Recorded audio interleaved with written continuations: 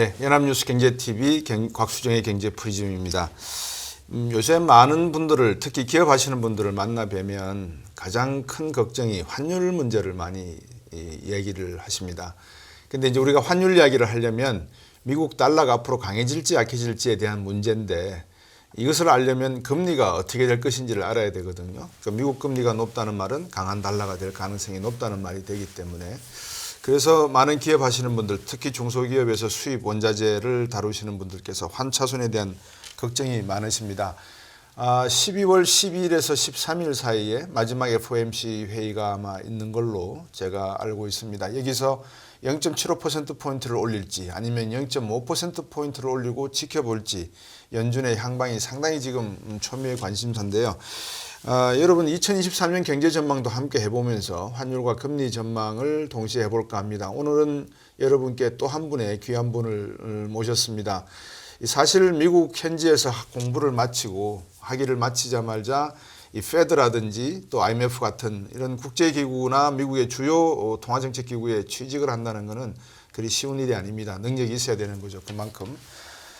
거기서 제가 FOMC, 특히 미 연방준비은행이 하고 있는 공개정책 회의를 이렇게 지켜볼 수 있으려면 적어도 페드, 미 연방준비은행에서 근무한 경험이 계시면 상당히 도움이 많이 될 걸로 생각을 했습니다. 그래서 오늘은 이 김준일 교수님, 고려대학교 경제학과 교수님 모셨습니다. 교수님 안녕하세요. 네, 안녕하세요.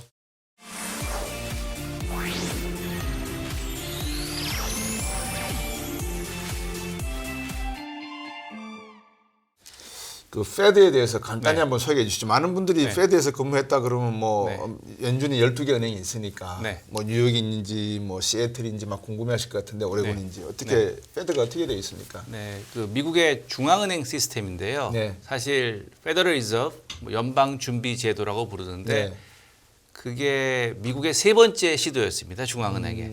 뭐 우리나라도 한국은행의 원조가 뭔지 뭐 이런 약간의 논쟁이 있지만 미국에서 두 번째 시도는 실패했습니다. 그래서 없어졌고요. 세 번째 시도로 해서 1913년에 만들어진 기구입니다. 그래서 그 당시에 만들 때만 해도 세 번째니까 뭐 또 실패할지도 모르니까 이름도 굉장히 뭐 거창하게 안 짓고 그냥 페더럴 리저브라고 해서 리저브 뭐 준비하는 거잖아요. 그렇죠. 준비하는 기관 이렇게 졌는데 그때 예상보다 훨씬 성공해서 지금까지 100여 년 동안 하고 있고 지금은 말씀하신 대로 한국의 중소기업 하시는 분들도 신경을 쓸 수밖에 없는 만큼 미국이 커졌고 세계 경제가 통합되어 있다라고 하겠습니다. 그 에일대 학풍은 좀 어떻습니까? 예를 들어서 페드라고 하는 것이 페더럴 리저브 연준이라고 하는 것이 사실상 1913년에 이제 3차 시도 만에 성공이 됐지만 19세기 말부터 꾸준하게 시도가 있었지 않겠습니까? 그 당시의 학풍, 그러니까 미국의 그 학계의 이론들과 미 연준의 어떤 기능과 이게 좀 맞아떨어졌는지 모르겠습니다. 그때 96년에 계셨던 고위직 분들에게 들은 역사 정도가 이제 제가 아는 거니까요.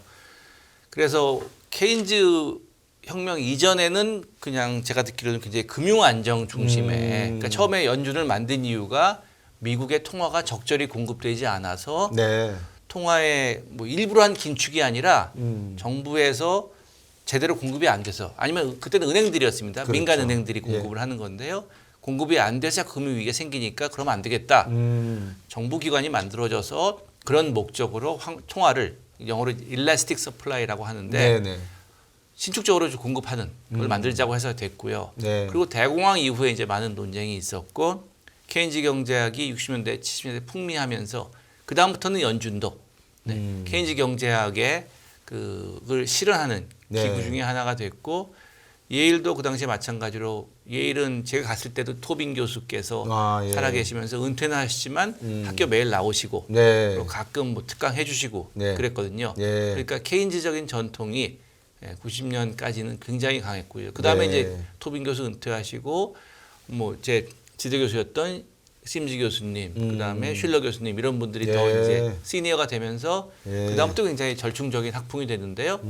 70년대, 80년대, 90년대 초까지는 케인지안을 하버드, MIT와 더불어서 지키고 있었고요. 그 다음에 그때 중부에 있는 학교들, 뭐 미네소타, 시카고는 고전학파적인 전통을 특히 60년대는 밀턴 프리드만이 굉장히 소수로서 일을 네. 하다가 80년대 90년대가 되면서 뭐 최소한 반반 이상 뭐 다수인지 절대 다수인지는 네. 뭐 본인의 선택에 따라 다르고요. 네. 제가 그걸 여쭤봤던 이유는 이제 방금 말씀드렸지만 MIT, 하버드, 예일이 케인즈안적인 전통을 가져갔다 그러면 주로 이제 재정 정책에 포커스를 많이 두는 그런 네. 학풍이고 주로 이제 저도 하버드나 예일을 졸업하신 교수님한테 수업을 듣다 보면 재정학 쪽으로 많이 네, 인투이션을 주셨는데 그 어떻습니까? 지금 이런 그 미 연준이 통화 정책을 가져가는 그 향방이 이제 과거 역사를 이렇게 비추어서 저희들이 한번 판단을 해보지 않습니까? 네. 그럼 70년대 초반 또 80년대 초반에 그 오일 쇼크가 왔을 때 소위 말하는 이제 공급상의 어떤 충격, 서플라이 샥이 왔을 때에 금리가 20%까지 반등을 하고 뭐 이런 경우가 있었는데 그 당시 상황과 지금 금리가 이렇게 상승하는 상황과 뭐 비슷하다고 봐야 됩니까? 어떻습니까? 네. 그러니까 물론 그 당시나 이번이나 공급 충격이 상당히 있었다는 것은 동일한데요. 예. 그 당시에는 1차 오일 파동, 2차 오일 파동이 굉장히 우리에게 그냥 너무나 잘 보이는 거 누구나 알 수 있는 그렇죠. 그런 얘기였는데 네. 이번에는 물론 러시아 우크라이나 전쟁은 누구에게나 다 뭐 TV를 통해서 알 수 있지만 코로나의 영향은 직접적이 아니고 특히 우리들의 심리를 바꾸어서 일어났기 때문에 네. 그것의 영향이 어떨지는 굉장히 예상이 힘들었고요. 네. 더군다나 코로나 이후에 이동을 하지 못하면서 깨졌던 공급망이 회복. 근데 한 번도 어떻게 보면 인류가 45년 세계 대전이 끝난 다음에 지금까지 네. 공급망을 원활하게 하고 네. 그 얘기는 뭐냐면 조금이라도 싼 데서 생산을 하는 그런 활동을 글로벌라이제이션으로 부르든 네. 그거를 어떻게 보면 한 75년 하다가 처음으로 되돌아간 거니까요. 그 회복이 뭐 심하게 말하면 안 되고 있다. 네. 최소한 굉장히 천천히 회복되고 있다. 그 하는 게 이번 인플레이션이 네. 70년대 인플레이션과는 다른 점이라고 하겠습니다. 그 제럴 다이아몬드가 쓴 총균세를 보면 네. 일단 인류 문명사의 총전쟁, 그다음에 새 기술, 균 질병 이렇게 돼 있는데 방금 말씀 주셨듯이 이 기술 발전이 4차 산업 이야기가 막 나오고 있는 와중에 네. 전쟁과 질병이 지금 퍼뜨려져서 그렇죠. 말씀 주신 대로 이제 공급 충격이 왔는데 우크라이나 전쟁, 러시아 전쟁으로 인해서 유럽 소비자 물가가 지금 11%뭐 두 자릿수라는 이야기가 많이 들리거든요. 네. 어떻습니까? 방금 말씀 주셨는데 결국 인플레이션을 잡아야지 된다는 게 금리 인상의 목적 아니겠습니까? 네. 앞으로 인플레이션 어떻게 보십니까? 그러니까 물론 이전에 일시적이라고 한 잘못된 판단 네, 중에 전혀 예상치 못한 전쟁도 있고요. 네, 그 다음에 예상은 했지만 그렇게 클 줄 몰랐던 게 공급망 충격. 그게 가장 크다고 그렇죠. 생각을 합니다. 네, 그런 측면에서 전쟁에 얼마나 오래될 것인가, 그 영향이 얼마나 클 것인가. 그리고 어떻게 보면 물론 그때 겨울에 일어났지만 네, 겨울이 끝나가는 쯤이었고 이번에 이제 처음 맞이하는 겨울이거든요. 네, 그래서 유럽이 미국이나 다른 나라들 아시아에 비해서도 어떻게 보면 에너지 쪽에 좀 취약하다라고들 네, 이야기를 하는데요. 네, 이번에 그 취약성이 어느지를 갖다 어떻게 보면 테스트를 받는 것이고요. 그래서 말씀하신 뭐 물가 11% 네. 이런 얘기가 나오는데 네, 그렇게 해서 유럽 국민들 시민들의 네, 고통이 늘어났을 때 그럴 때 경제적으로는 ECB가 어떻게 할 것인가. 네, 더 사실 중요한 것은 정치적으로 네, 누군가 러시아와 우크라이나를 한 테이블에 불러다 놓고서 협상을 하게 그렇죠. 하는데 협상을 하게 하는 사람도 굉장히 부담이 크거든요. 네. 협상이 깨지면은 그것도 큰일이고 또 그렇죠. 부르기 위해서 상당한 그 나라 혹은 그 조직이 양보를 해야 되는데 네. 아직은 그걸 아무도 못 하고 있는 것이죠. 그 말씀 주신 대로 이제 러시아 우크라이나 사태만 놓고 보면 이게 종전으로 간다는 소식이 들리면 에너지 가격이나 곡물 가격이 매우 하락할 가능성이 있다라는 말씀으로 이제 해석이 되는데 소위 우리가 이제 소비자 물가를 이야기할 때 두 가지를 발표하지 않습니까? 소비자 물가 발표하고 근원 소비자 물가를 발표하는데 에너지 가격하고 식품 가격 빼버리면 이게 근원 소비자 물가 가격이 되니까 네. 그러면 지금 상황에서 유럽 같은 경우에 11.1%다 소비자 물가가 네. 그런 근원 소비자 물가는 예를 들어서 뭐 한 6.5% 정도가 네. 된다. 네. 라고 하면 러시아 우크라이나 사태가 끝나면 한 5% 정도 소비자 물가는 네. 좀 상쇄될 가능성이 있겠는가? 5%포인트는 네. 네. 그런 질문을 또 해볼 수가 있거든요. 어떻습니까? 네. 그 근원이란 말을 쓰고 그걸 보는 자체가 네. 최소한 중장기적으로는 상쇄될 것이다라는 믿음이죠. 네. 네. 그게 만약에 상쇄가 안 되면 그다음부터 근원이란 말을 쓰질 않겠죠. 네. 네. 그런데 알렌 그린스팬이 네.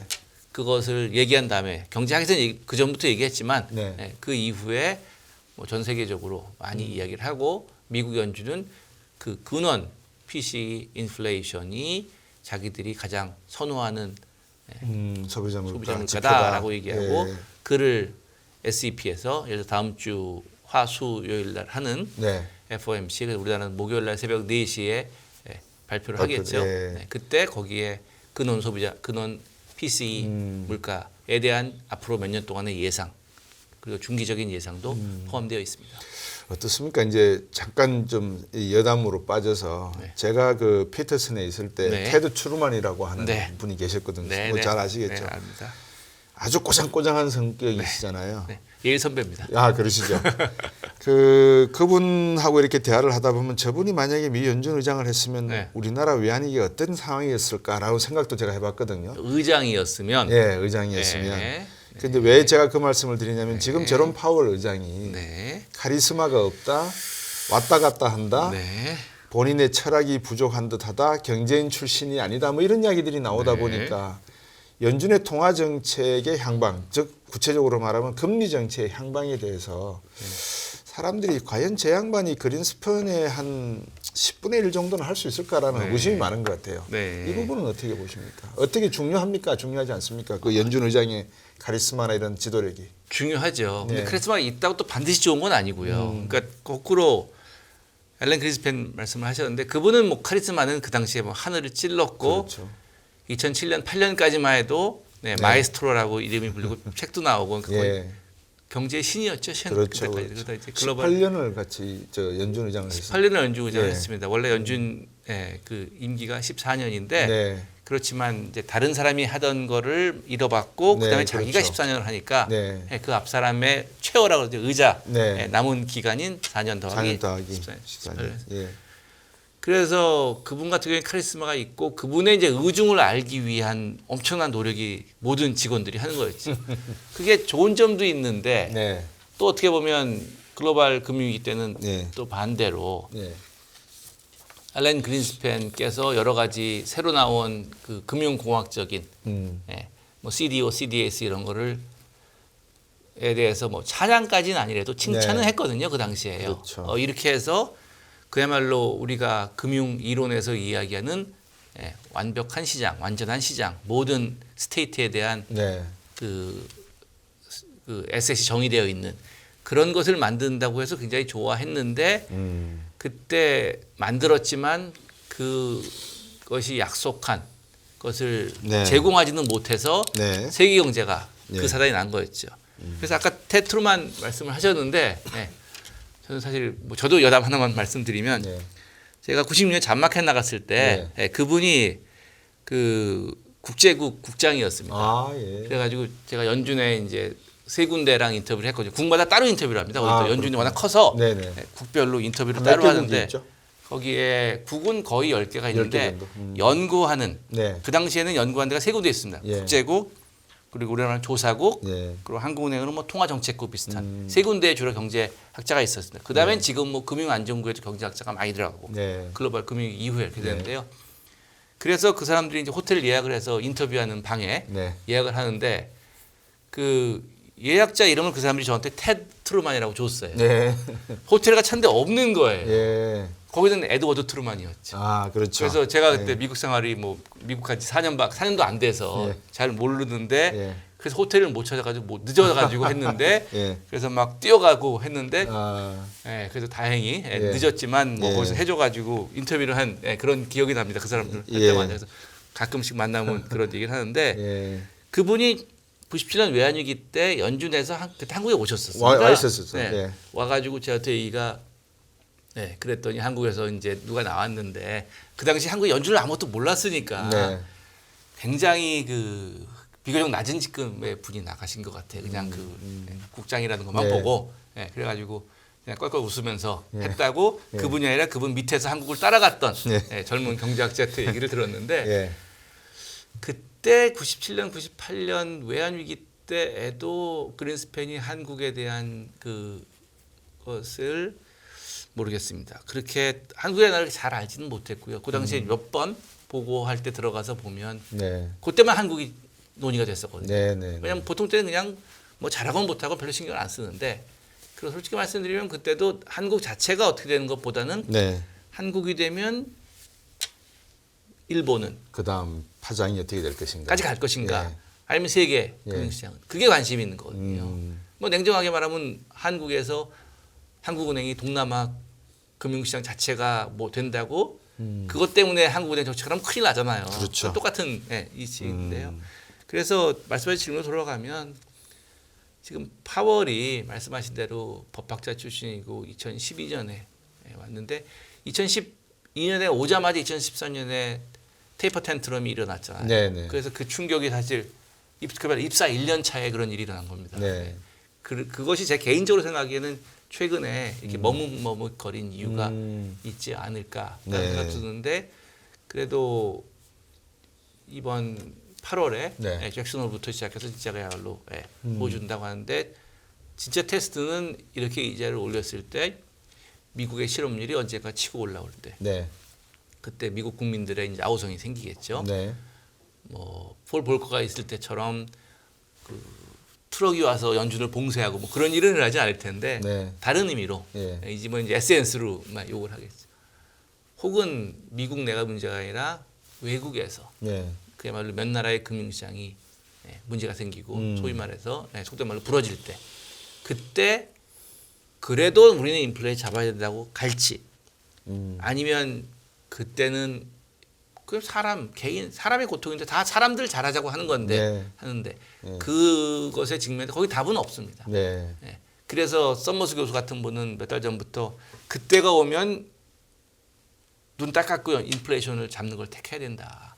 아니면 폴 볼커가 한 실수를 너도 반복할 수 있다는 얘기를 막 하는 게 어떻게 보면 냉정하지만 이 몇 나라 몇몇 사람을 살리다가 전 세계를 몇 년 더 고통스럽게 할 수 있다라고 하는 아주 어려운 선택을 직면할 테고요. 네. 그때 파월이 한 결정이 도움이 될지 해가 될지 그거는 참 판단이 어려울 것 같습니다. 우리 이제 김진일 교수님 말씀 듣고 보니까 두 가지 내용은 우리 시청자분들한테 좀 요약을 해드려야 될 것 같아요. 첫째, 미 연준도 그렇고 IMF도 그렇고 세계은행도 마찬가지입니다. 한국 경제에 대한 관심보다는 좀 냉정하게 들으셔야 됩니다.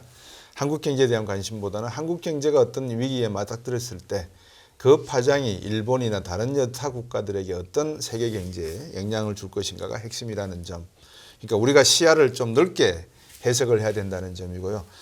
두 번째는 미 연준이 이 금리 정책에 신경을 쓰는 거지 환율 정책에는 신경을 쓰지 않습니다. 환율이라고 하는 것은 시장에서 만들어지는 것이지 그래서 미 연준이 국가가 이런 시장에 개입을 해서 환율을 조작하는 것을 상당히 싫어하거든요. 그래서 이제 그런 점에 두 가지 점에서 먼저 키워드를 말씀을 드리고 여담을 나눴습니다만 테드 투르만이 되었건 제롬 파월이 되었건 미 연준 의장이라고 하는 자리는 세계 경제 대통령이 실질적인 대통령이지 않습니까? 이제 그런 측면에서 보면 여러 가지 경제적인 내용들을 거시지표나 미시지표를 봐야 되는데 최근에 제가 우려하는 것 중에 하나가 아직까지 인플레이션에 반영이 안 된 게 한 가지가 있더라고요. 임금 인상이 본격화되지를 않았어요. 네, 맞습니다. 바이든 대통령도 철도 노조 파업을 들어가니까 행정명령 바로 내려버려가지고 스탑하라 그러고 이제 우리나라도 3월, 5월 봄이 되면 이제 춘투라는 게 있지 않습니까? 임금 인상이 본격화되면은 이게 인플레이션에 상당한 압박이 될 수밖에 없는데 우리 김진일 교수께서 보시기에 이 점은 어떻게 보십니까? 인플레이션과 임금 인상. 뭐 그게 그야말로 세계 경제 가장 큰 그 폭탄이 될 수 있고 네. 가장 궁금한 바이죠. 한국이나 미국이나 제가 미국은 이제 코로나 이후에 1월달에 가보고 7월달에 가봤는데요. 네. 그 매일매일 한국에 있으니까 가격이 가끔 변해도 1,000원 올라도 그냥 올랐나 보다고 그렇죠. 하잖아요. 근데 네. 이제 미국은 6개월마다 가면 네. 좋아하는 식당의 가격이 바뀐 게 보여요. 어. 한국도 물론 이제 자주 바뀌는데 네. 다른 분위기가 뭐냐면 연초는요 미국이나 한국이나 식당에서 가격을 올릴 때 상당히 거의 죄송합니다만 그게 붙었구나. 야채 가격도 예. 올라고 뭐를 오르고 올라서 올라갑니다라고 되게 이렇게 조심스럽게 오히려 저희가 죄송스럽게 당연히 알죠. 그런데 그런 분위기였는데 여름 이후에는 네. 그런 게 없어. 그냥 뭐 다 오르는데 뭐 오르는 거 우리만 올리나요? 다 올리고 뭐 전혀 설명이 없어요. 뭐 어느 게 좋다 나쁘다가 아니라 그게 바로 인플레이션 기대가 점점점 들어가 있는데 네. 그것은 이제 물건의 가격이죠. 컵의 가격, 커피의 가격인데 네. 잘 안 바뀌는 게 사람의 가격, 임금이거든요. 그렇죠. 근데 그게 바뀌면 말씀하신 대로 이제는 엄청난 음. 게 올 수가 있는 것이죠. 그래서 그게 만약에 우리나라로 하면 춘투, 미국에도 내년. 미국은 그래도 연봉 협상이 1년에 골고루 나눠져 있습니다. 우리나라보다는. 네. 근데 우리나라는 이제 춘투라고 하는 이제 봄에 그 큰 임금 협상이 있는데 그때 가서 그때까지 인플레가 어떻게 되고 어떤 식의 협상이 이루어지냐. 미국이랑 한국 모두요. 전 세계적으로. 그렇겠죠. 아니면 말씀하신 대로 유럽은 아니 이렇게 기름값이 올랐고 CPI가 11%인데 그럼 그것도 안 주는 게 말이에요. 그런 식으로 되면 중앙은행에서 걱정하는 그 가격 임금의 네. 악순환이 일어날 수도 있고요. 네. 그걸 미리 좀 막자고 네. 지금은 높아도 앞으로는 낮출 거야. 봐 우리 미국은 그래서 75씩 4번 올린 것이지. 네. 그렇지 않고 75를 4번 올리지 않고 과거처럼 0.25를 12번 올릴 거야. 믿어. 하는 게 되면 그렇게 했겠죠. 네. 고통이 적으니까. 근데 그렇게 해서는 도저히 믿지 않을 거라고 생각을 해서 네. 75를 4번 올리는. 그래서 다음 주는 뭐 그래도 아직은 50이 다수지만 75% 가능성도 스몰 나오고 있는 게 그런 내년을 걱정하는 내년을 걱정하는 네, 겁니다. 내년을 걱정. 그게 가장 큰 건 임금이라는 데는 저도 100% 동의합니다. 네. 그 보시기에 어떻습니까? 이제 임금 인상 문제가 뭐 초미의 관심사이기도 한데 미 연준 입장에서 이렇게 가만히 놓고 보면 아까도 기대 인플레이션 말씀을 하셨거든요. 미 연준이 매번 이렇게 이제 공개시장 회의를 하게 되면 FOMC를 하게 되면 보고서를 내서 앞으로 자기들 기대는 이렇다 이렇게 발표를 하는데 첫 번째 궁금한 게 지금까지 그런 기대치를 말해온 것들이 네. 맞아 떨어졌었는가? 네. 그래서 이제 그게 베이지북이라고 하는 책자로 나오는 내용이 있지 않습니까? 네. 그 베이지북 이제 시청자분들이 베이지북 이야기는 많이 들으셨는데 네. 그 베이지북의 의미가 뭔지도 한번 네. 설명해 주시면 네. 이해하시는데 좀 참고가 되실 것 같아서요. 네. 그 베이지북은 그 사실 베이지라는 건 색깔이잖아요. 네. 근데 그 보고서의 첫 번째 페이지 껍질이 베이지색입니다. 그러니까 옛날에 칼라 프린터가 굉장히 귀할 때 네. 아니면 거의 없을 때 그래서 그때는 색깔로 프린트하는 게 아니라 색깔 있는 종이를 한 장 겨우 구해서 거기다 까만색을 하면 이제 그게 첫 페이지만 쓸 수 있는 거였죠. 근데 높으신 분들 편하게 네. 첫 페이지의 색깔만 베이지를 한 겁니다. 네. 블루북은 첫 페이지 색깔이 진짜 블루. 굉장히 흐린 파란색이긴 합니다. 그리고 그린북은 그린색. 네. 그런 식으로 이제 색깔별로 만들었는데 네. 물론 지금은 블루북하고 그린북을 합해서 지금은 틸북이라고 합니다. 틸이라는 색깔이 그렇죠. 파란색과 녹색을 노란색이. 합하면 나오는 색깔. 예. 저도 그때 처음 들었습니다. 아, 만들 예. 때 사실은. 근데 베이지북은 FOMC 하기 2주 전에 그 12개의 지역 연준에서 네. 우리 지역의 경제 사정은 이렇습니다라고 요약을 해서 보고서를 내는 겁니다. 네. 그러면 그 보고서가 이제 2주일 동안 FOMC 참가자들이 읽으면서 네. 지금 현재의 경제는 이렇구나라고 설명을 하죠. 네. 그래서 2주 전에 나오고 나오자마자 공개가 됩니다. 네. 다른 서류들은 보통 5년 후에 공개가 됩니다. 네. 그러다 보니까 그 베이지북에서 과연 어떻게 생각을 할 수 있는지가 실시간으로 연준의 생각을 알 수 있는 유일한 방법이라고 생각하고 있습니다. 네. 예. 그래서 이제 그걸 베이지북이라고 부르고 우리나라에서는 한국은행에서 그와 유사한 거를 골든북이라고 김주 총재 시절에 그 어떤 색깔로 할까 하다가 했고요. 예. 우리나라는 이제 그린북이라는 거는 중앙은행이 아니라 정부에서 경제 전망에 대한 거를 또 같은 네. 이름으로 쓰고 있습니다. 네. 거기서 볼 때 이제 그 베이지북 이제 나왔을 거 아니겠습니까? 아까 말씀 주신 네, 2주 2주 전이니까 예. 저희 시간으로 초하루 날 새벽에 예. 나왔습니다. 나왔죠. 어떻게 돼 있습니까? 한번 보셨습니까? 네, 저도 뭐 다 읽진 않고 요약한 예. 거 주로 이제 연합뉴스에서 그렇죠, 요약을 그렇죠. 해주시니까 예. 그래서 보는데 최근의 움직임. 근데 가장 궁금하셨던 임금에 이게 근데 베이직의 문제가 뭐냐면요. 문제라고 할까 장점이라 할 수 있는데 네. 이 과거의 데이터를 디스크라이브 하는데 초점을 두게 되어 있습니다. 네. 그러다 보니까 이게 앞으로 미치는 영향이 뭘까에 대한 거는 꾹 참고 얘기를 하면 안 돼요.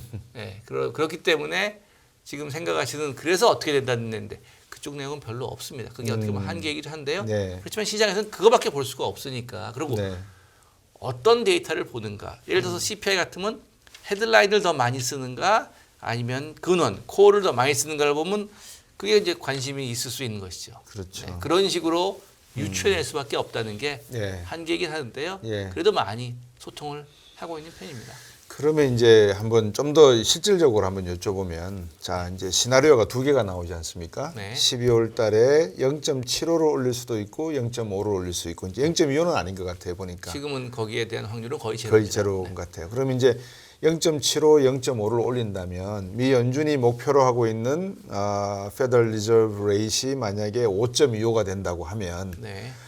앞으로 올릴 수 있는 여지가 이번에 0.75를 올리면 0.5%포인트만 남고 네. 0.5%를 올리면 0.75%포인트가 남는단 말입니다. 네. 그러면 이제 1월 31일하고 2월 1일 한 번 네. 회의가 있고 내년에 그다음에 3월인가요? 3월 달 13일, 14일인가? 그것도 네. 회의가 있더라고요. 네. 그럼 요 두 번에 만약에 0.75%를 올리게 되면 0.5%포인트밖에 이유가 없어서 네. 네. 0.25%포인트를 올려야 되고 네. 0.5%포인트를 이번에 올리면 0.75%포인트 여유가 있으니까 0.5를 올리고 0.25를 올리든 0.25를 올리고 0.5를 올리든 이게 어느 정도 이렇게 있는 것 같아요. 아니면 0.25, 0.25, 0.25 6월 달까지. 그러면 대충 어림잡아서 미 연준의 이 금리 정책이 내년 3월 상반기 아니면 6월 적어도 늦어도 6월에는 네. 끝이 날 것 같다라는 기대감을 가질 수 있을 것 같거든요. 네. 네. 5.25 가지고 지금의 이 7%대의 인플레이션을 잡을 수 있을까? 말씀 주신 대로 네. 지금 임금 인상 협상도 해야 되는데 네. 네. 그런 의문이 생길 수밖에 없습니다. 네. 더 올려야 되는 거 아닌가? 실링 네. 레이스를 네. 어떻게 보십니까? 그래서 사실은 이번에 0.7을 올리면 그 실링 자체도 거의 저는 그냥 같이 25나 이런 한 15 내지 20은 실링도 같이 올려야 된다고 생각을 합니다. 예. 네. 이 실링은 있고 이번 올린 게 아니라 이번 올린 이유는 전체적으로 조금 올리는 거기 때문에 25가 더 올라가면 그래도 15, 20은 실링이 올라가나 보다 네. 하는 정도의 확률은 집어넣는 게 그게 합리적이라고 그렇죠. 생각을 하고요. 네. 그리고 실링이 어디든지 간에 실링 도착하고 이제 됐다라고 했을 때 그다음에 이제 중요하고 사실은 지금도 사실은 더 신경을 써야 되는 게 네. 거기서 얼마나 오래 갈 텐데 그렇죠. 하는 것이죠. 그 고속도로에 들어가서 처음 이제 출입구로 들어간 다음에 네. 속도를 내는데 네. 막 속도를 낼 때 속도를 빨리 올라가냐 늘려가냐 중요하죠. 사실 좋은 카 뭐몇 초 만에 100km 가냐가 중요하잖아요. 네네. 근데 그거는 뭐 그들의 이야기고 결국 중요한 건 내가 서울에서 부산까지 많이 비어 있다면 네. 가는데 네. 어디까지 100km를 갈 것인가, 105km 갈 것인가. 100, 105도 중요하지만 예, 그걸 얼마나 오래 갈 것인가가 사실은 더 중요하고요. 그게 경제에 미치는 영향인데 그거야말로 얼마까지 올라갈 것인가도 신뢰와 소통의 문제지만 네. 얼마나 오래 갈 것인가는 저 먼 미래의 문제거든요. 네. 네. 네. 그러니까 말씀하신 대로 파월이 과연 얼마나 힘있게 그 눈곱적 안 하고 갈 것인가 하는 것을 소통을 의도대로 잘하느냐 네. 하는 것이 이번 FOMC 끝나고 나서 하는 기자회견의 백미라고 하겠습니다. 예, 아주 좋은 비유를 하나 주셔가지고 제가 그걸 좀 연장을 시킬까 합니다. 그러니까 이제 결국 나들목에서 차가 고속도로로 진입하는 과정에 있는데 네. 속도를 그냥 100km를 줍하면서 확 내려올 것인지 네. 또 내려왔다 그러면 이거를 어느 정도 속도로 오래 계속 그렇죠. 주행을 할 것인지 두 가지 문제가 있단 말입니다. 그러면 보통 뭐 교수님 잘 아시지만 미국 같은 경우에 이렇게 나들목으로 이렇게 나오면 네. 뒤에서 오던 차선들이 이쪽 추월 차선으로 미국에서는 네. 비켜주잖아요. 네. 차들이 많이 없으니까. 네. 근데 우리나라는 그냥 같이 들이밀어 버린단 그렇죠. 말인데 이렇게. 네. 그러면 이제 결국은 우리나라 한국은행에서 네. 왼쪽으로 차선을 바꿔서 네. 속도를 낮춰서 갈 것이냐. 네. 그러니까 미 연준이 어느 정도 올리는 걸 보고 네. 따라갈 것이냐. 네. 아니면 여기 상관없이 나는 네. 차선을 바꿨으니까 네. 나는 더 빨리 갈 것이냐. 네. 또 그 두 가지 문제에다가 미 연준이 예를 들어서 뭐 한 2년 3년 가면 우리도 그 같은 속도로 갈까? 같은 속도로 가다가 괜히 또 저 뭐라요 가계부채. 예, 가계부채 문제 이런 게 또 터지면 어떡하느냐. 네. 그런 문제점들이 생각이 났거든요. 네네. 어떻게 봐야 되겠습니까? 한국은행은 어떻게 해야 되겠습니까? 그러니까 너무 과도하게 빨리 올리면 가계부채, 너무 안 올리면 외자유치. 외자유치. 네, 그런 네. 둘 사이에서 하는 거기 때문에 그렇죠. 뭐 기존에 우리나라가 주로 했던 반응이 미국만큼 격렬하게 움직이지는 않지만 그 움직이 끝났을 때 조금 더 오래 가지고 가든. 네. 네. 왜냐하면 빨리 못하니까 올해는 가지고 가야 되거든요. 네, 네. 그래서 한국에서 여러 번 얘기하는 게 네. 미국의 25bp랑 한국의 25bp는 다르다. 네. 우리나라 워낙 그 변동금리가 많으니까요. 그렇죠. 최근에 금융시장 그리고 대출시장에서 움직임. 예. 저도 뭐 개인적으로 최근에 이제 전세를 옮겼는데 네. 그때 저와 양쪽에서 그 관련된 네. 카운터 파티들의 네. 대출 행위 그걸 보면 네. 예. 뭐 진짜 하루가 다르게 일주일이 다르게 네, 움직이는 걸 제가 몸소 체험을 했는데요. 네. 그러면은 결국은 우리나라가 얼마나 민감한지 그러다 보면 미국만큼 빨리는 못 올리겠죠. 네. 근데 이제 멈추고 나면 뭐 한두 번 더 올리든 안 올리든 예, 조금 낮은 수준에서 그렇지만 한국은 더 오래 갈 거야. 그래서 지금 단기 금리는 더 낮은 수준이지만 네. 더 오래 가니까 10년물, 5년물, 30년물 금리는 그래도 미국과 유사하게 하도록 네. 그런 식의 이제 뭐 포워드 가이던스, 예. 네, 그 기대를 조정하는 그러한 작업이 필요하다고 생각합니다. 예, 금리 발견 기능을 결국은 이제 미 연준이 가지고 있는 중장기 채권 금리에 맞춰서 봐야 될 가능성이 있다는 말씀인 것 같습니다. 최근 이제 중장기 금리가 조금 꺾이는 그런 형태를 보이는 것 같아요, 미 연준이. 그 와중에 이제 KDI 저번에 제 원장님 모셔가지고 한번 말씀을 네. 나눠보니까 내년도 전망을 한 1.8 정도로 말씀을 하시더라고요. 1.9 정도 말씀을 정하신 것 같습니다. 네. 우리나라 경제는 어쨌든 간에 수출 경제, 그 다음에 내수는 뭐 한 20에서 30% 정도 차지하고 있는 그런 경제인데 결국 무역 수지가 8개월 연속 적자를 보이고 있고 중국 경제가 봉쇄 조치를 완화했다고 하지만 지금 걱정이 되는 게 중국 관광객들을 그렇다고 해서 확 받아들였다간 또 우리나라에 악영향을 줄 수 있다는 개인적인 어떤 우려감도 없지 않거든요. 그러다 보면 이제 중국의 봉쇄 조치가 물류의 동매 현상을 계속 유지해 나가는 그런 이제 악성이 될 수밖에 없는데 우리나라 입장에서 교수님 보시기에 2023년 가계부채 말씀도 주셨습니다. 가계부채, 무역 수지 적자 이게 연결이 안 돼 있는 건 아니지 않습니까? 그렇지만 어느 게 더 우리나라의 지연내관이다, 시한폭탄이다 네. 이렇게 보시는지요? 예. 제 생각에는 그러니까 뭐 둘 다 굉장히 네. 큰 거지만 가계 부채가 조금 더 더 오래 가지고 갈 거기시기 때문에 네. 예.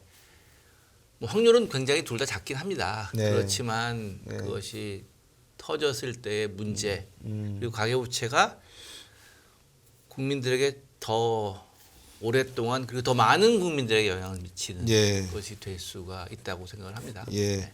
가계부채 말씀을 조금 더 해보면 보통 이제 우리가 가계부채 문제를 이야기하면서 주택담보대출 이야기, 그다음에 부동산의 어떤 과다 계상된 가격의 문제 막 이야기를 하다 보면 그다음에 이제 정부 쪽에서 어떻게 말씀을 하시냐면 소득을 20%씩 나누어서 1분위, 2분위, 3분위, 4분위, 5분위 이렇게 나누어 보면 보통 5분위 최상층과 3분위 중산층 요 사이에 있는 분들은 자산 가격이 워낙 세니까 네. 가계부채 문제 해결하고도 남는다. 네. 그리고도 집 팔고도 돈 남는다. 네. 그러니 걱정할 거 없다. 이렇게 네. 말씀을 하세요. 네.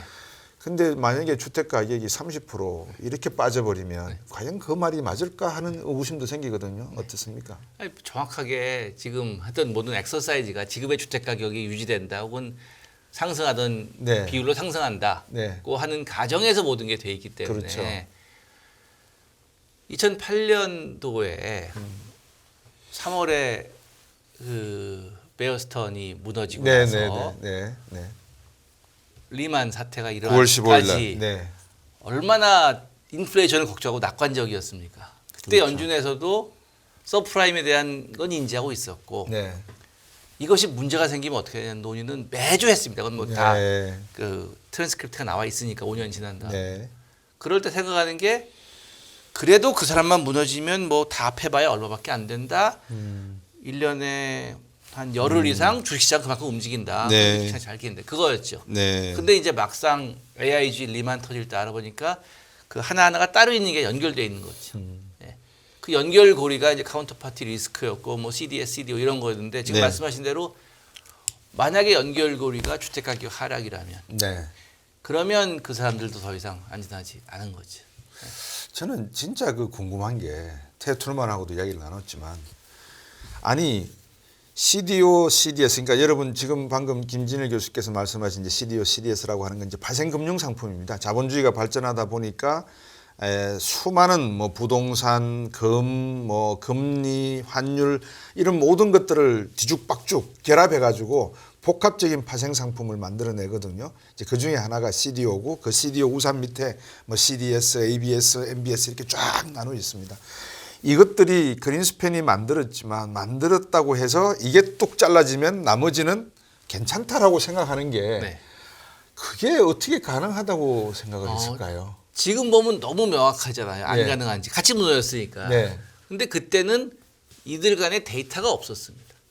그러니까 어떻게 연결이 되어 있었는지요. 2008년에 제가 개인적으로 아는 많은 분들도 이거 위험하다. 연결이 어떻게 안 돼 있을까. 지금 딱 근데 각각의 데이터를 안 가지고 있으니까 네. 어떻게 연결되는지 증명이 안 돼요. 네.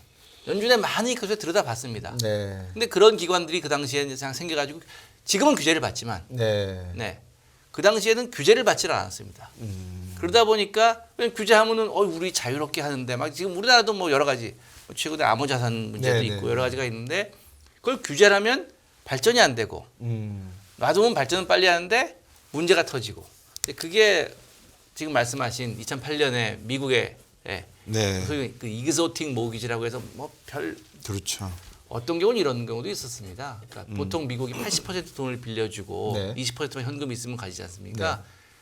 근데 심하게는 네거티브 모기지라 아모타이제이션 해가지고요. 예. 네, 돈을 안 가지고 집을 살 수 있습니다. 그렇죠. 노 다큐멘트라고 네, 해가지고. 예. 그래가지고 1억짜리 집인데 내가 사면 저한테 1억 1,000만 원을 빌려서 1,000만 원에 호주머니에서 그걸 찾아 살 수 있어요. 왜 1억 1,000만 원을 빌렸냐? 집값이 오를 테니까. 네. 그렇죠. 네, 집값이 오르면 이제 은행으로서 자기는 못 사고 이 사람의 영일비를 샀다고 생각하는 거죠. 근데 이제 집값이 빠지기 시작하면 문제가 생겼는데 네. 우리나라도 지금 현재 한국은행이랑 뭐 정부 부처에서 그 데이터를 상당히 자세히 가지고 있고 말씀하신 대로 우량의 고객들이 많은 것을 가지고 있다고 뭐 100% 사실이죠. 그런데 한두 사람이 혹은 한두 주택이 문제가 생기면 괜찮은데 동시에 문제가 생길 때 어떻게 네. 될 것인가 하는 것이 그렇지 않다는 보장이 없어서 네. 그래서 한국은행도 금융안정 보고서를 내고 최근에 많이 하고 있는 거시건전성 분석이라는 게 다 그런 것들이고요. 겁니다. 한국은행 법이 2011년인가요? 그것 때문에 개정된 것도 네. 그래서 금융안정에 유의한다 예. 하는 것도 생긴 것도 그런 이유라고 생각을 합니다. 그렇지만 과거보다 더 신경을 쓰지만 모든 것을 아는 것은 불가능하죠.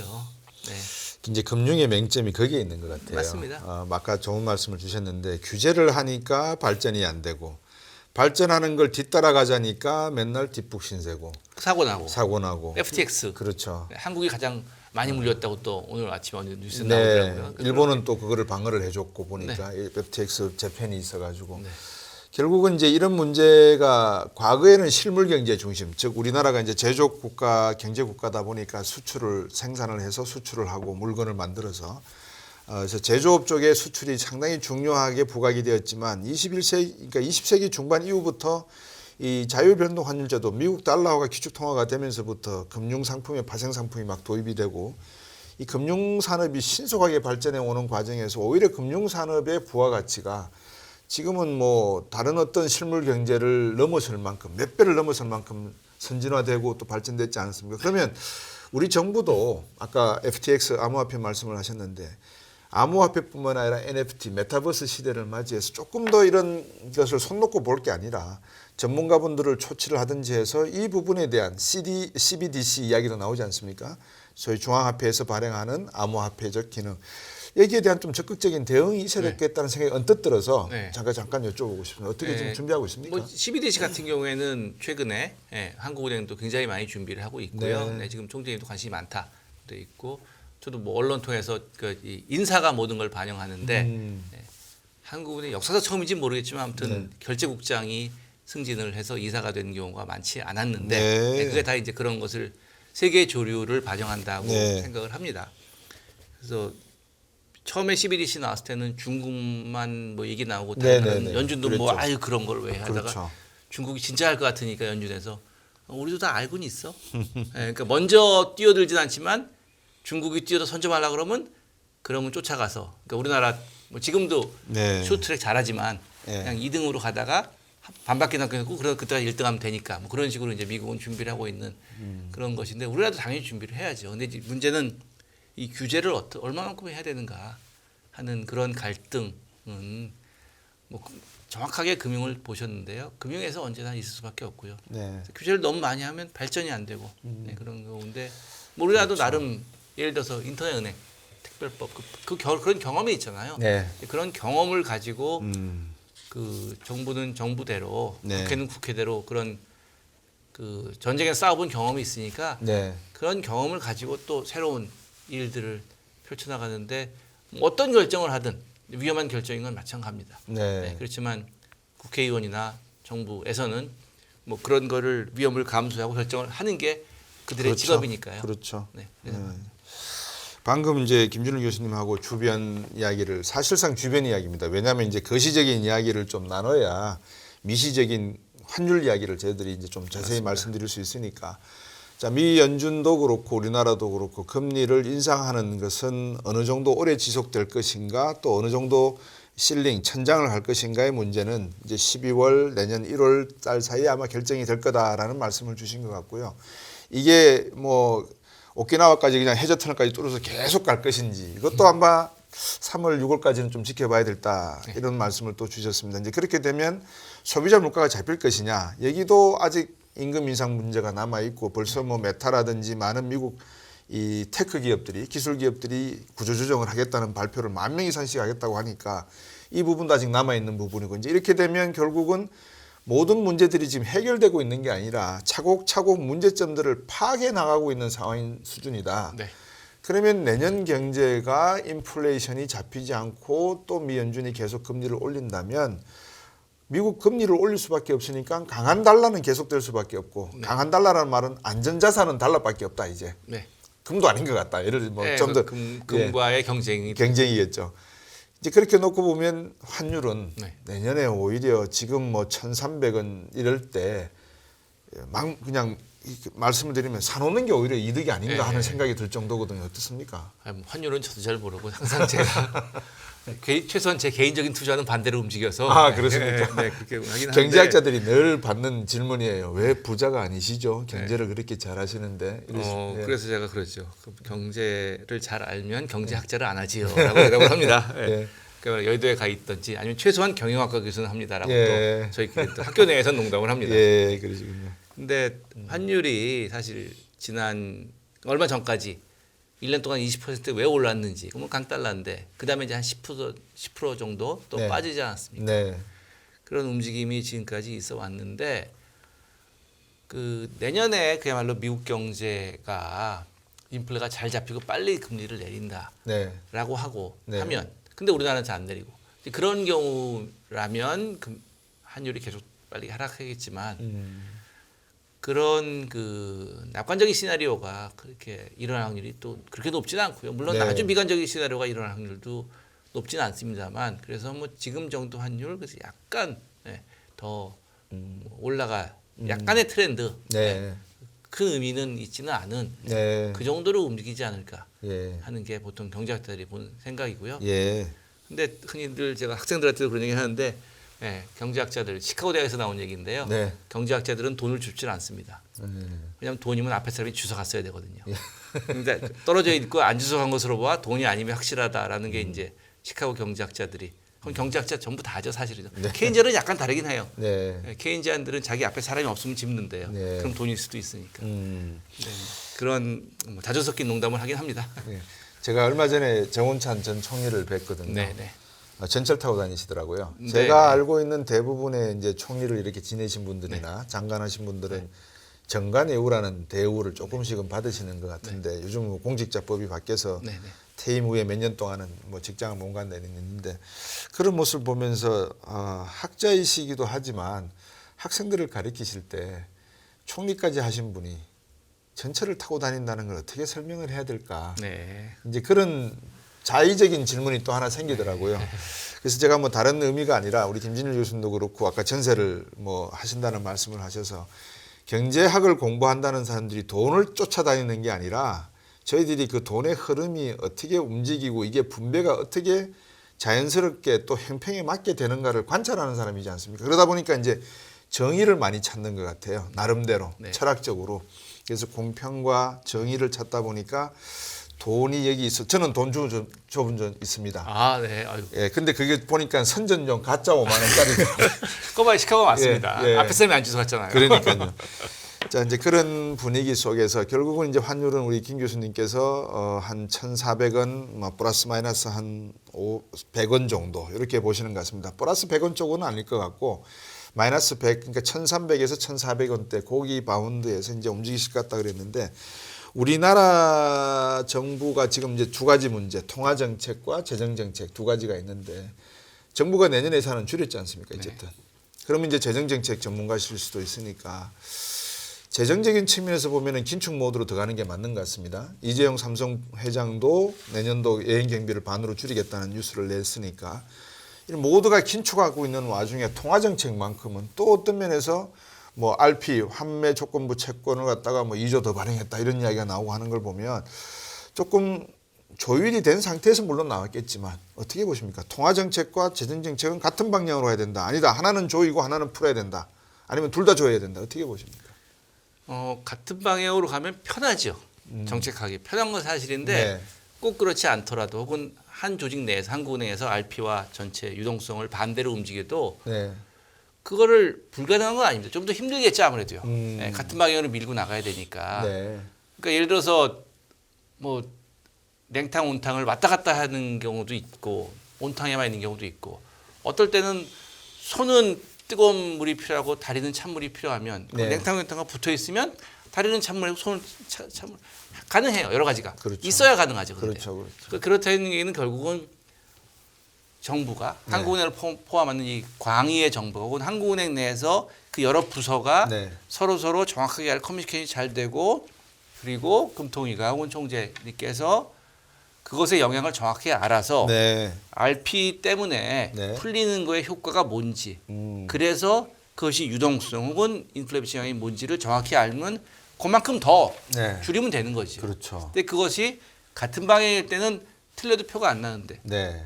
반대 방향일 때는 틀리면 표가 더 나는 것이고 누구 책임이냐 이 문제를 두고 또, 그렇죠. 네. 내부에서도 그렇고 그리고 또 어렵죠 아무래도요. 왜냐하면 주로 같은 방향으로 움직이니까 네. 과거의 경험이 저쪽도 그러니까 그래서 RP를 늘리면 유동성도 늘리는 그럴 때 많이 해봤거든요. 자기. 네. 그걸 굳이 계량 분석을 했건 그냥 머릿속에 기억인 거 안에 그러다 보니까 그것이 반대로 움직이는 흔치 않은 일이 생겼을 때 네. 틀릴 가능성이 높다 네. 하는 거죠. 그러니까 사람들이 흔히 같은 방향으로 움직여라라는 게 더 좋은 건 맞지만 필요하면 뭐 반대로 그렇죠. 해서 예.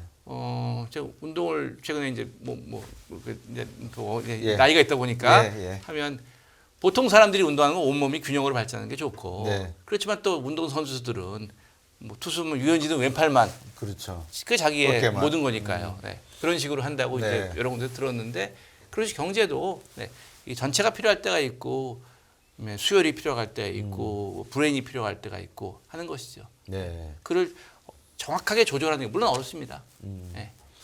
지금 그 우리나라 경제에서 외국인들이 제 기억이 맞다면 14년 전에 네. 몰간이나 골드만 친구들을 만났을 때 14년 전부터 한국의 가장 큰 경제적 위기 요인이 뭐냐라고 저에게 물으면 제가 쭈삣쭈삣하게 대답을 안 했거든요. 그럼 그 친구들은 100%가 아니 가계부채지 뭘 망설이냐 이러더라고요. 대한민국은 가계부채 문제가 경쟁을 성장시켜 왔고 네. 물론 문제를 일으켰지만 1997년 외환위기 때 지금까지 가계부채 문제로 아니 자기 돈 가지고 장사하는 사람이 어디 있나 바보 천지가 아닌 다음에 다 남 돈 가지고 집 사고 해야지 라는 개념을 가지고 있었는데 근데 지금도 외국인들이 가계부채가 이게 지연내관이다, 시한폭탄이다, 막 겁을 주고 있다는 표현이 정확한지는 모르겠습니다만 하여튼 이야기를 합니다. 교수님 보시기에 가계부채 아까 저희들이 잠깐 다루긴 했습니다. 소득 배분별로. 정말 외국인들이 말하듯이 위험한 겁니까? 아니면 괜히 외국인들이 그런 식으로 불안을 조장하는 측면이 없지 않아 있다라고 보십니까? 그 외국인들로서는 이해가 힘든 거죠. 특히 전세라는 제도는 네. 거의 전 세계에서 유일한 제도이고요. 우리나라밖에 없죠. 네. 그 외국 제가 워싱턴에 있을 때 미국 관리들이 네. 네. 한국 갈 때 이제 한국 보고서를 보고 한번 읽어보고 가서 얘기를 하니까 네. 그럼 항상 오는 질문이 그거예요. 사람 좀 만나죠. 왜 전세가 뭐냐.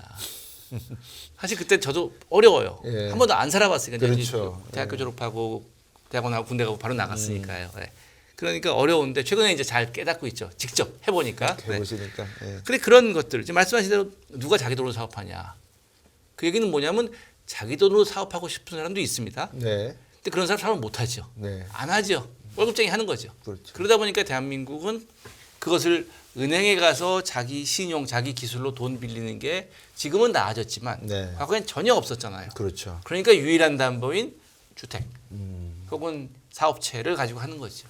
네. 그래서 사업체에 돈을 빌려서 네. 집을 사는 경우도 있고요. 네. 집으로 빌려서 사업을 하는 경우도 있고요.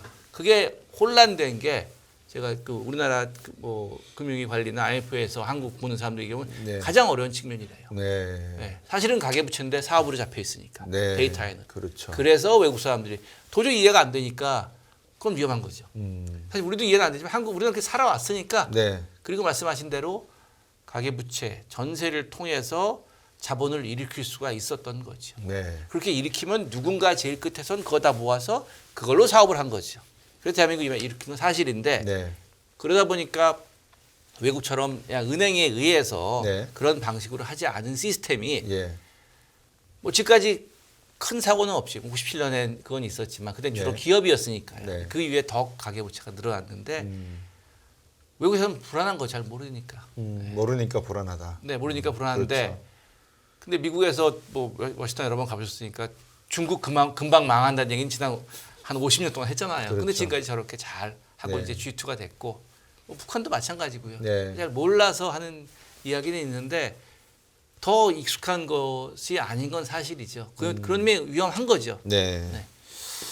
자, 방금 또 중국 말씀을 하셔서 이제 우리나라의 경제에 대해서는 이제 김준일 교수님께서 어느 정도 정리를 해주신 부분이 이 금리는 미 연준의 방향성을 따라갈 가능성이 높다. 속도도 그렇고 그다음에 높이도 그렇고 환율 부분은 앞에서 말씀드렸다시피 1,300에서 1,400 수준으로 밴드 안에서 움직일 가능성이 크다. 소비자 물가 역시 세계 경제와 같이 갈 가능성이 크기 때문에 다만 이제 임금 인상 부분에 대한 이 가변성, 불확실성이 향후 소비자 물가에 상당히 중요한 그 변수로 남아 있다. 이렇게 정리를 해주신 것 같아요. 우리나라가 지금까지 1997년 외환위기 때도 그렇고 1992년 중국과 수교를 하고 난 다음에 중국과의 교역 관계를 보면 외환위기를 극복하는 데 너무나 많은 큰 도움을 줬고 지금도 한국 경제가 3만 PPP 구매력 지수로 일본을 능가했다. 이런 이야기를 할 정도로 성장한 배경에는 역시 중국 경제가 존재하기 때문이고 이런 중국 경제가 저렇게 봉쇄 조치다 또 내년도 경제 전망 성장 전망치가 뭐 한 4.4 나오는데 실제로는 2% 할 것이다. 뭐 워싱턴에서는 상당히 시니컬하게 보더라고요. 이렇게 될 경우에 중국 경제가 과연 앞으로 어떤 방향으로 갈까? 이게 한국 경제에 너무 중요하기 때문에 혹시 생각해 보시거나 연구해 보신 내용이 있으시면 네. 저도 뭐 중국 경제에 대해서 본격적으로 연구한 적은 없고요. 네. 그리고 사실 미국에 있을 때부터 한국에 제가 2010년에 돌아왔는데 돌아온 다음에 좋은 점은 중국을 네. 최소한 코로나 이전까지 너무 쉽게 왔다 갔다 할 수 있으니까. 그렇죠. 네, 그게 좋은 점이었는데 사실 뭐 갈 때마다 많이 바뀌기도 하지만 네. 상당히 미국 사람들 혹은 서양 사람들이 우리나라 가계부채를 잘 모른다고 하듯이 네. 우리로서는 상당히 분석이 어려운 경제이죠. 그래서 우리가 아는 틀로 성장률 이런 식으로 분석을 했는데 중국 뭐 많이 인터뷰하시게 전문가들을 보면 그게 더 중요한 게 아니라 중국이라는 사회에서 시진핑 혹은 시진핑의 주위를 둘러싸고 있는 사람들의 생각이 뭔지가 네. 더 중요하다라고 말씀을 많이 하시잖아요. 네. 네. 그런데 우리나라에서 말씀하신 대로 중국의 어떻게 보면 혜택, 은 굉장히 사실 전 세계에서 가장 많이 받았다고 생각할 수 있겠죠. 중국 말고는. 네. 네, 중국 그렇죠. 본인 말고는 네. 가장 많이 받고 그래서 앞으로 뭐 디글로벌라이제이션, 미중 간의 이제 패권 갈등 그리고 두 개의 블록의 형성 때 우리가 네. 어떤 위치를 택해야 되는지 하는 거는 그건 뭐 정권을 떠나서 대한민국이 진짜 중장기적으로 선택할 가장 어려운 문제라고 생각을 합니다. 그거를 예. 네. 말씀하신 그 초반에 중국하고 수교 이후에 네. 우리나라가 빨리 발전을 했고 그러다가 어떻게 보면 샴페인을 좀 빨리 터뜨려서 우한 위기가 왔고요. 네. 제가 보기에 중국이 아마 이 세계의 패권을 잡기 위해서는 미국의 CM이라든지 뉴욕 스탁 익스체인지를 능가하거나 맞먹을 수 있는 이 자본시장을 육성을 해야 된다는 게 제가 볼 땐 가장 큰 관건이고 그러기 위해서 이제 위안화의 기축통화 문제를 가장 깊게 건드릴 거 아닌가 제가 이제 그래 보여지는데 결국은 그렇게 되면 이제 우리나라 금융시장, 자본시장의 발전 이것이 금리 정책, 환율 정책, 재정 정책과 어떻게 맞물려 갈 것인가 특히 이제 뭐 어마어마한 문제까지 전반적으로 교수님 보시기에 이번 위기가 끝이 난다라는 시점이 올 때 그러니까 네. 스레시홀드를 딱 넘는 시점이 왔을 때 네. 세계 경제에 있어서의 가장 주목해야 될 산업과 네. 또 우리 정부가 앞으로 지금이라도 준비를 해서 이것만큼은 중국이나 미국 경제에 대응을 해야 된다라고 하는 분야가 있으면 네. 한번 소개를 해주시겠습니까? 뭐 제 전공이 금융 쪽이다 보니까 네. 중국이 이것이 끝난 다음에 네. 이 위기 끝난 다음에 세계 경제에서 자신의 위치를 어떻게 설정하느냐의 문제인 그렇죠. 것 같아요. 예. 외교적으로 보면 결국 외교라는 게 자신의 양보, 희생을 통해서 얻어내는 것이니까요. 중국이 최근에 나오고 있는 그 부채 탕감 그런 데서 얼마나 통 큰 양보를 할 수 있느냐. 그게 이제 리더가 되는 길이고요. 네. 전 세계적으로도 물론 도움이 되는 그렇죠. 일이기도 하고요. 더 중요한 거는 중국의 자본시장을 얼마나 개방할 수가 있느냐. 네. 지금은 돈을 마음대로 못 가져 나가니까 안 들어가는 거죠. 우리나라 그렇죠. 가면 ATM기라는 그걸 비난도 받지만 그 ATM기가 있고 내가 ATM에 가면 돈을 뺄 수 있다는 확신이 있으니까 예금을 한 거잖아요. 그렇죠. 그러니까 나가기 쉬우니까 들어오기가 쉬운 거이듯이 맞습니다. 물론 나갈 때는 후회가 되지만 네. 중국도 그런 면에서 본인의 체력에 얼마나 확신을 갖고 나가는 걸 열어주면 근데 그게 외국인을 열어주면 내국인도 열어줘야 되거든요. 그렇죠. 근데 중국 사람들이 중국 경제에 확신을 얼마나 갖고 있냐고 하는 것이 일본이 저렇게 부채를 발행해도 괜찮은 게 일본에 대한 부채를 일본 사람들이 들고 있으니까 네. 괜찮다고 하는데 과연 중국도 그런 길을 갈 자신이 있는지 그에 대한 국가 전체 뭐 지도부겠죠. 공산당의 네. 판단인데요. 그 판단이 제 생각에 우리도 주시하여야 되고 그것이 어느 쪽으로 가느냐에 따라서 우리나라 자본시장에 대한 위치 선정도 그 큰 거 옆에서 그냥 쫓아가는 거냐 아니면 거기가 안 커지고 네. 우리가 그야말로 아시아에서 배팅을 해보고 맹주의 자리를 노려보느냐 하는 그런 그렇겠네요. 선택의 문제가 뭐 10년 정도의 시간을 생각하면 있다고 생각합니다. 그래서 이제 김준일 교수님 같은 분들이 하셔야 될 역할이 많으신 게 제가 보기에 제가 그 같이 수학했던 친구가 월드뱅크에 잠깐 근무했다가 지금 중국 공상은행에서 근무하는데 네. 지도 교수의 결혼식에 네. 뭐 미국은 결혼식이 돼 있으니까 자가용 비행기를 타고 왔다 갔다 했다 하더라고요. 그러니까 이제 그 정도의 금융 시장이 허술한 거죠. 어떻게 놓고 보면 그러니까 공상은행이라 그러면 정부은행인데 네. 자가용 비행기를 탔다라는 말이 이상하지 않습니까? 그만큼 허술한 측면이 많아서 결국은 발전 가능성도 있지만 이 버블이 터졌을 경우에는 세계 경제에 엄청난 파장을 줄 수도 있다는 네. 동전의 양면 같은 모습이 맞습니다. 있더라고요. 맞습니다. 그래서 교수님께서 이제 그런 역할을 좀 우리 경제를 위해서 해주시면 좋을 것 같고 마지막으로 시청자분들에게 뭐 지금도 좋은 말씀 주셨지만 내년도 경제 뭐 요거만 조심하시면 앞으로는 뭐 어떻게 될 것 같다라고 뭐 잠시 이렇게 팁이라 그럴까요? 네. 한번 말씀 주시면 정리 삼아 네. 마감하겠습니다. 어떻습니까? 네. 그러면 두 말씀만 드리면 내년으로 일단 한정해서 하는 말씀을 드리면 예. 지금 현재 상황이 저희가 이야기한 대로 상당히 그 뭐 항상 불확실성은 높지만 특히나 높은 상황인 것 같고요. 연준의 영향이 이렇게 많은 적은 처음인 것 같습니다. 최소한 제가 경험한 지난 20년 동안요. 그런 면에서 그 뭐 유연성이랄까 아니면 회복 탄력성 네. 어떤 충격이 왔을 때 돌아올 수 있는 그러니까 갈 때가 약하지만 잘 돌아온다고 하듯이 네. 그런 면에서 개인이면 개인, 조직이면 회사면 회사에 어떤 문제가 생겼을 때 얼마나 플렉서블하게 움직일 수 있는지 하는 것이고요. 뭐 재무에서는 그것이 금일 수도 있고 원화일 수도 있고 달러일 수도 있고 이제 회사마다 다르겠죠. 네. 네. 그런 것을 좀 안전한 게 혹은 유연성이 가져가는 게 중요하다고 생각하고요. 네. 뭐 중장기적인 얘기도 하나만 말씀을 드리면 아까 92년인가요? 중국 수교. 예, 중국 수교. 예. 그리고 나서 이제 OECD 가입은 96년인가 96년, 예. 된 걸로 제가 기억을 하는데 예. 그때 90년에 우리나라 이제 뭐 중국도 있고 굉장히 빨리 발전을 하다가 빨리 터뜨려서 97년 네, 위기가 났죠. 그리고 말씀하셨 아까 약간 에피소드 말씀하셨죠. 정찬 선생님이 석사 때 지도 교수셨어요. 아, 네. 그러셨군요. 그리고 최근에 올해는 이제 정 선생님 쓰신 교과서를 6판 중앙에 김홍범 교수도 끼고 제가 6판의 네. 교과서를 공조를 올여름에 하셨구나. 예. 공조를 하면서 또 예. 한번 이제 금융도 많이 배우고 선생님하고도 몇 번 이야기하고 했는데 그래서 초판 서문을 읽어봤더니 2000년에 초판이 나왔더라고요. 네. 그러면서 97년 외환위기 그 이후에 이야기를 좀 하셨는데 사실 금융이라는 게 평소에는 그냥 편하게 이렇게 하는데 어떨 때는 좀 불편함이 있어야 사고를 막을 수는 없죠. 네, 사고가 났을 때. 네. 그러니까 뭐 제가 화재 얘기도 마찬가지잖아요. 불이 안 나게 하면 좋지만 그래도 인류는 불을 쓰지 말아라. 그럼 불은 안 나겠죠. 네. 근데 불을 안 쓰고 살면 얼마나 불편한지는 가끔 그렇죠. 정글에 가서 하는 체험 TV에 나오잖아요. 그렇게 할 수는 없죠. 네. 그러다 불은 날 수밖에 없고 그러다 날 확률을 줄이고 더 중요한 거는 났을 때 스프링클러를 잘 달아놓아서 피해가 가능하면 컨테인 되도록 하는데 금융이 그런 것 같습니다. 네. 네, 그래서 무슨 문제가 생겼을 때 이건 뭐 올해 아까 이제 올해 기업들이 예를 들어서 네. 하는 그런 유연성인데 국가적으로도 어떤 것을 결정할 때 그런 모든 게 장단점이 다 있다.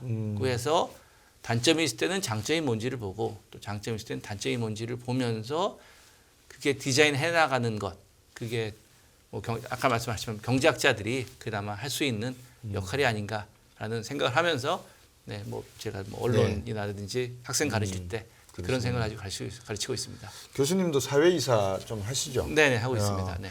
기업들이 많이 어렵다는 게 느껴지시죠? 네.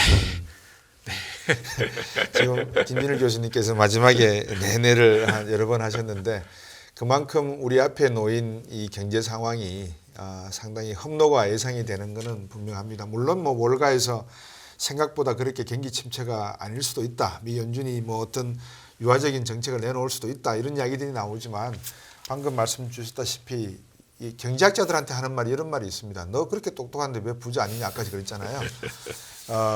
다른 말로 하면 우리가 다 똑똑해지려면 이렇게 방화벽을 미리 설치를 하고 스프링클러를 만드는 역할을 지금이라도 해야 된다라는 생각입니다. 그래서 저는 정부가 빨리 변동금리의 상승 가능성에 대비해서 고정금리로 갈아탈 수 있는 기회도 만들어 드리고 많은 서민계층, 대기업에 다니시는 분들이 회사에서 돈을 빌려서 주택을 산 부분은 크게 걱정이 되지 않습니다. 왜냐하면 회사에서 대출해 주는 금리는 5%, 3%, 뭐 어떨 때는 이자도 없습니다. 그런데 중소기업이나 소상공인 자영업자분들은 실질적인 금리를 부담하시기 때문에 이분들에게 그런 내용을 한번 고민해 보시는 것도 어떨까 하는 생각을 해봤습니다. 오늘 이 미 연준에서 직접 근무도 하시고 또 이 워싱턴 DC에 있는 여러 가지 금융 정책과 재정 정책을 두루 관찰해 보시면서 지금은 한국고려대학교에서 학생들을 가르치고 계시는 김진일 교수님과 함께 말씀 나눴습니다. 교수님 오늘 많은 인투이션 또 직관적인 내용들 감사하고 앞으로도 많은 한국 경제에 큰 도움을 주셨으면 하는 마음입니다. 고맙습니다. 네, 감사합니다.